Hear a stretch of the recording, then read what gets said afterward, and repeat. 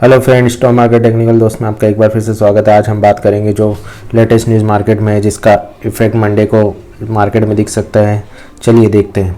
सबसे पहले देखते हैं India's mercantile trade defeat fail 28%। India का जो ट्रेड है वो डिफिस हुआ है, मतलब आयात और निर्यात जो होता है उसमें एक्सपोर्ट में 11% का फेल हुआ है और इम्पोर्ट में 60% का फेल हुआ है, जो $15.96 बिलियन हुआ है।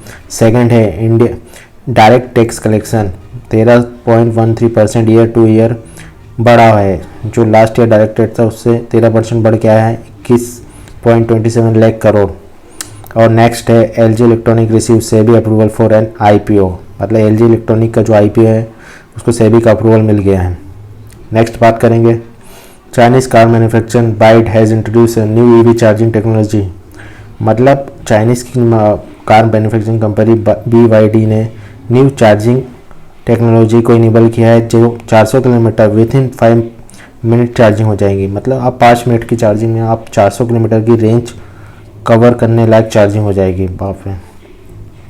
किया India will rise its care car price up to 3%, मतलब अभी जो ऑटो कंपनी में प्राइस हाई हो रहा है तो किया ने भी अब 3% 1 अप्रैल से प्राइस हाई की बात कर दी है। RBI 50,000 crore in the market by purchasing government security. RBI government security को खरीद के मार्केट में पैसा लाना चाह रहा है, जिसके लिए 25 मार्च को 50,000 करोड़ की खरीदारी करेगा, जिससे मार्केट में बॉन्ड खरीदेगा और पैसा इन्फ्लूस होगा। Bank of Japan kept its short term rate unchanged 0.5 in its margin. इसका इफेक्ट अपने मार्केट में नहीं पड़ेगा बैंक ऑफ जापान के। नेक्स्ट आएगा edtech company Physics Wallah has filed draft paper with SEBI for an IPO and conference route as per the multimedia report. The US capital interest rate, ये तो last news है, जो interest rate unchange 4.25 से 4 in its March meeting. तो इसका effect तो US market पे ज़्यादा हो रहा है। इंडियन मार्केट तो उल्टा बुलिश सिनेरियो में है, क्योंकि US मार्केट अब बढ़ नहीं रहा उतना, वोलेटाइल हो गया। अब नेक्स्ट जो इंडिया के इंडियाज जम and jewellery export fail 19.73 year two year rupees crore in January. Import fail 28 crore 25। Out of this gold export fail 14% and 6 crore. मतलब इंडिया की जो गोल्ड और डायमंड का जो व्यापार है उसमें गिरावट हुई है, लेकिन अपनी डोमेस्टिक खपत ही इतनी है कि गोल्ड का प्राइस तो बढ़ना ही है।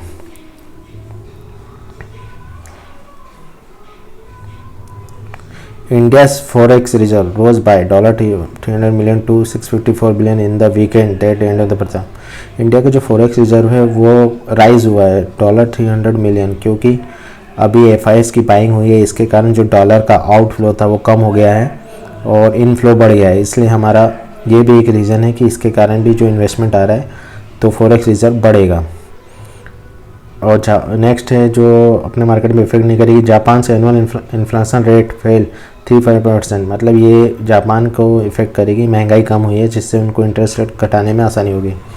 और नेक्स्ट है जो इम्पोर्टेंट न्यूज़ है, central government will infuse 11,440 crore into Rashtriya Ispat Nigam limited Vizag steel जो कि आंध्र प्रदेश में है, उसमें 11,400 करोड़ का इन्वेस्टमेंट करेगी, जिससे ये वाईजैग स्टील प्लांट का फिर से पुनर्गठन हो सके, क्योंकि ये अभी लॉस में चल रहा है और इसका कैपेसिटी भी बढ़ाना चाह रही है।